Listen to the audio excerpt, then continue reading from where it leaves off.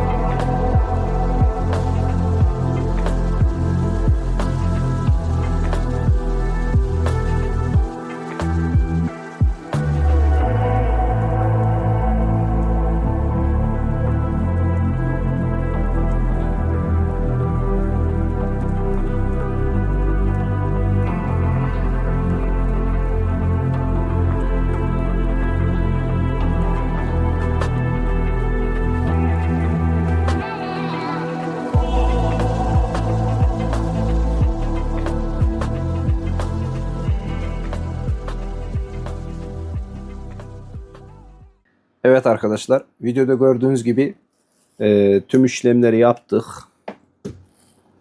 Şöyle, bu eski kapak, orta kasa ve ekranı. Ekranı kırık bunun. Biz bu orijinal ekran taktık. Servis orijinal 0. Bu hale geldi. Gördüğünüz gibi. Şöyle. Yani bu cihaz şu an 0 gibi oldu yani. Demek istediğim. Evet arkadaşlar. Her zaman tavsiye ettiğim gibi her zaman orijinal ekran taktırın. Orijinal başlık alın. Ne alırsanız orijinal olsun ki sorun yaşamayın. E, Yani böyle arada 1000 lira, 1500 lira için şeyden kaçınmayın yani. Orijinalden kaçınmayın. Dediğim gibi her zaman gibi tercihiniz orijinal olsun. İşte adaptör olsun, e, ara şarj kablosu olsun. Ne olursa olsun orijinal tavsiye ederim. Evet, videomuz buraya kadardı. İzlediğiniz için çok teşekkür ederim. Kanala abone olmayı, videolar beğenmeyi, bir de yorum yapmayı unutmayalım. O zaman ne diyelim? Sağlıkla kalın, sağlıcakla kalın. Görüşmek üzere. Bay bay.